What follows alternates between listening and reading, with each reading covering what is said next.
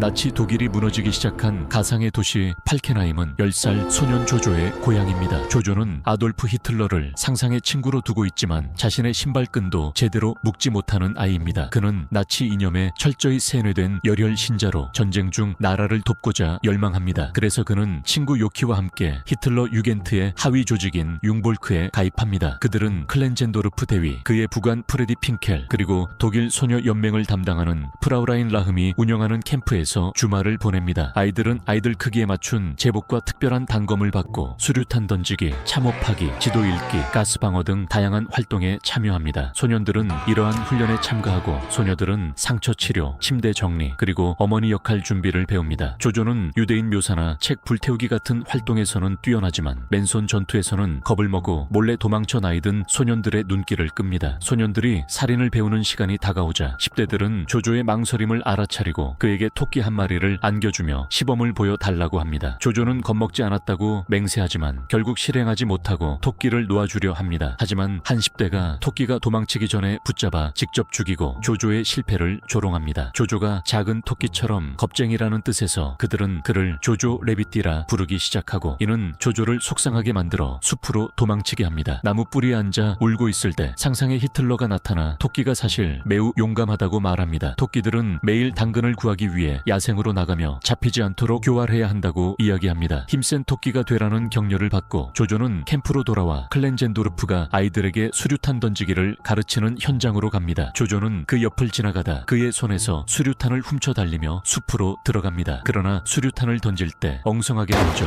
나무에 튕기고 자기 발밑에 떨어져 폭발하여 얼굴에 부상을 입고 맙니다. 조조는 의식을 잃었지만 사람들이 그를 병원으로 데려가고 어머니 로지 베첼러가 그를 방문하는 흐릿한 기억이 납니다. 며칠 후 자신의 방에서 깨어나 침대에서 일어나자마자 첫 번째로 느낀 것은 다리가 절뚝거리는 것이었고 두 번째로는 거울에 비친 얼굴의 흉터였습니다. 어머니가 찾아와 조조를 안아주며 아버지는 떠났지만 자신이 그를 위해 여기 있다고 다독입니다. 또한 그의 여동생 인계가 죽었다는 사실도 상기시킵니다. 어머니는 조조에게 다시 제복을 입히고 그를 융볼크 본부로 데려갑니다. 거기서 그들은 클렌젠도르프가 어색하게 핑켈과 대화를 나누는 모습을 봅니다. 클렌젠도르프는 이미 직무태만으로 강등되었지만 로지는 그를 무릎으로 사타구니를 찌르고 장갑으로 뺨을 때리며 조조가 현장에 나가지 않더라도 이를 맡아 소속감을 느끼게 해달라고 약속받습니다. 조조는 마을 곳곳에 선전 포스터를 붙이고 징집 통지서를 배달하는 임무를 맡아 큰 열정을 보입니다. 어느 오후 일을 하던 중 공공광장에 교수형 당한 사람들을 바라보는 어머니를 목격합니다. 조조가 그들에게 무슨 죄가 있냐고 묻자 어머니는 할 수 있었던 것들이라고 대답합니다. 나중에 집에 돌아왔을 때 어머니가 없자 조조는 불안해지기 시작합니다. 여동생 방에서 이상한 소리가 들리기 때문입니다. 조조는 조사하러 방에 들어가 바닥에서 벽으로 이어지는 이상한 표시를 발견하고 칼을 꽂아 숨겨진 벽을 열어냅니다. 그 뒤에는 사람이 기어 들어갈 수 있을 만큼 작은 공간이 있고 여러 가지 물건들이 흩어져 있습니다. 조조가 그곳 끝에 다다랐을 때 어린 소녀 엘사 코르가 나타나 그가 비명을 지르며 집안을 도망다니자 따라 나옵니다. 엘사는 그가 현관문에 닿기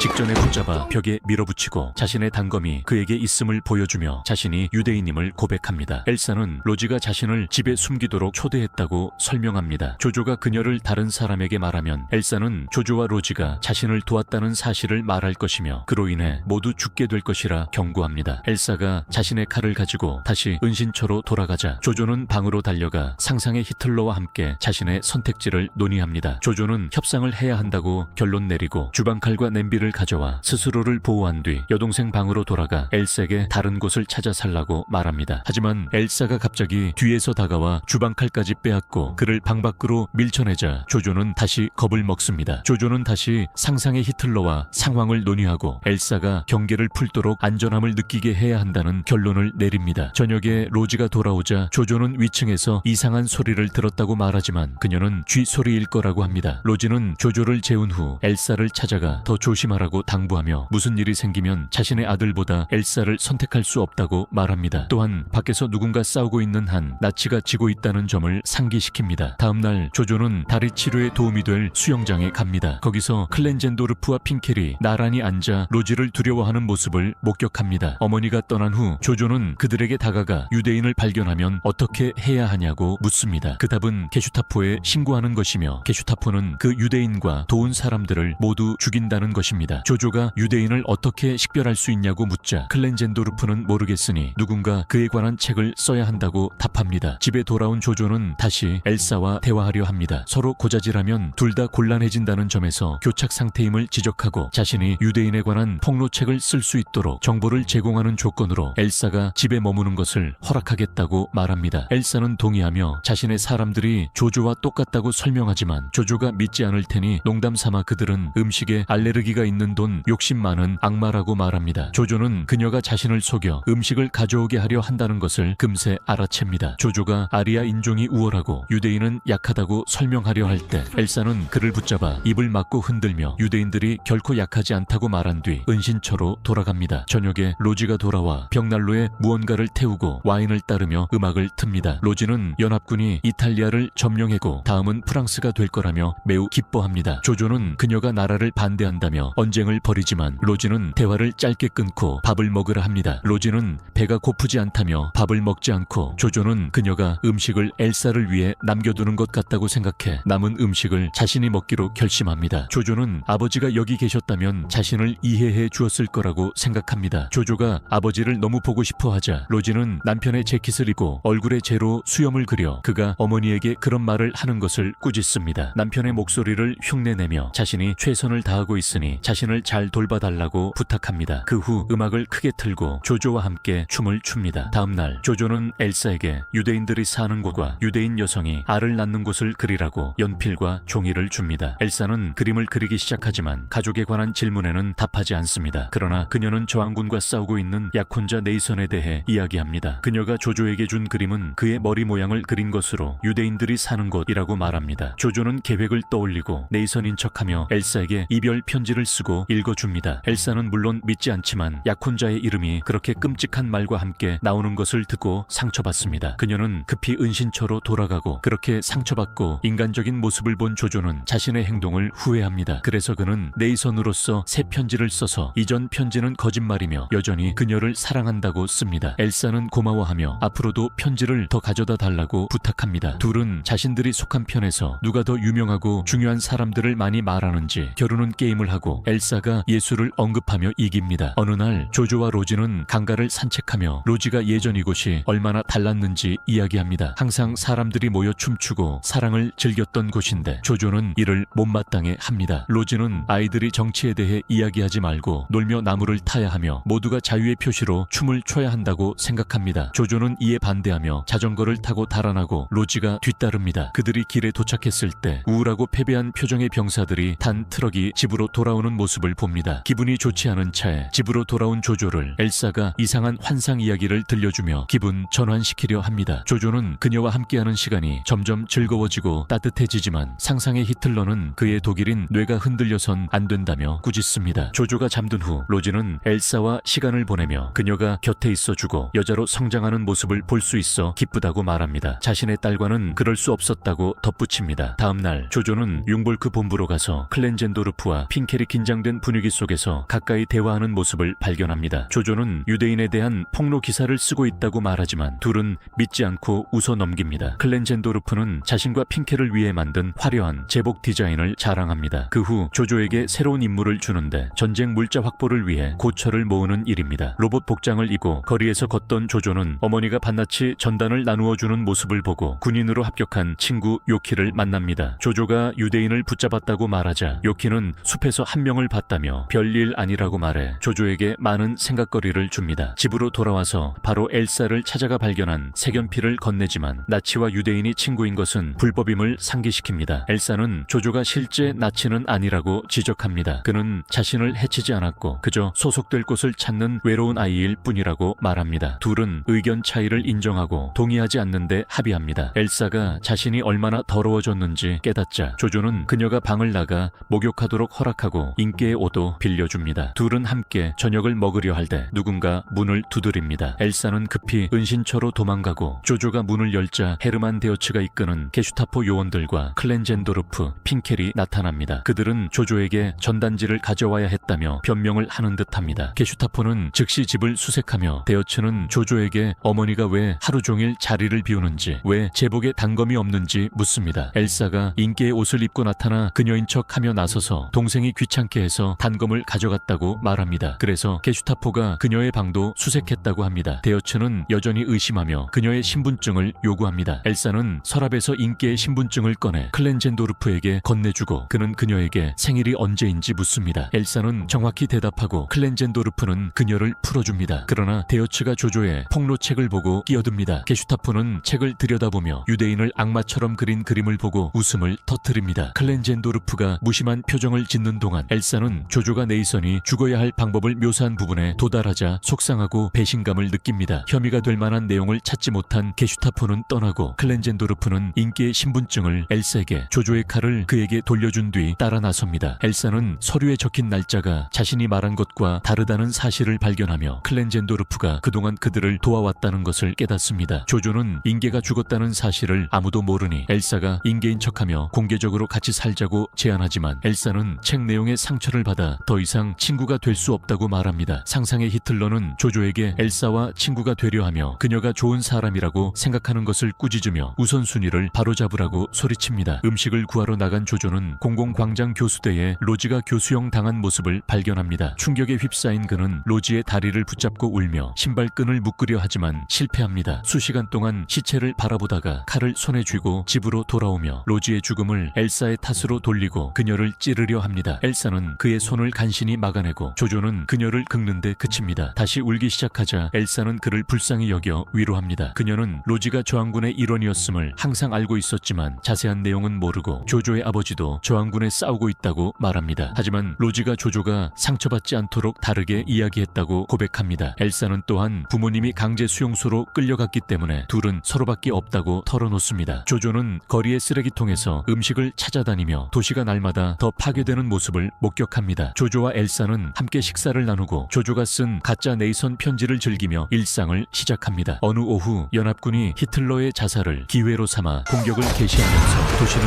혼란에 빠집니다. 조조는 무기를 든 요키를 만나는데 군대가 너무 절박해 아이들을 전투에 보내고 있음을 알게 됩니다. 조조는 자신이 잡은 유대인이 지금 자신의 여자친구라며 불법이라 걱정한다고 말합니다. 요키는 자신은 러시아인과 일본인을 만났는데 유대인보다 더 나쁘다고 생각한다고 답합니다. 프라우라인 라흠이 그들을 찾아내고 요키에게 총을 들고 밖으로 나가라고 한 뒤 조조에게는 자신들의 편에서 실수로 총에 맞지 않도록 제복 재킷을 줍니다. 근처에서 폭탄이 터지고 조조는 어지러움을 느끼며 아이들, 노인들, 심지어 화려한 제복을 입은 클렌젠도르프와 핑켈까지 모두 싸우는 모습을 지켜봅니다. 겁이 나서 싸우지 못한 조조는 전투가 끝날 때까지 버려진 건물에 숨습니다. 사태가 진정된 후 밖으로 나오자 미국 군인들이 나치 깃발을 내리고 자신들의 깃발로 교체하며 승리를 축하합니다. 소련 병사들은 데어츠와 게슈타포를 포함해 발견되는 모든 나치들을 체포합니다. 조조가 입은 재킷을 보고 그들도 조조를 데려갑니다. 조조는 포로들 사이에서 클렌젠도르프를 발견하고 그는 조조에게 착한 아이야, 동생을 잘 돌봐라 라고 말한 후 재킷을 벗기고 침을 뱉으며 조조를 유대인이라 부르면서 병사들이 조조를 놓아줍니다. 조조는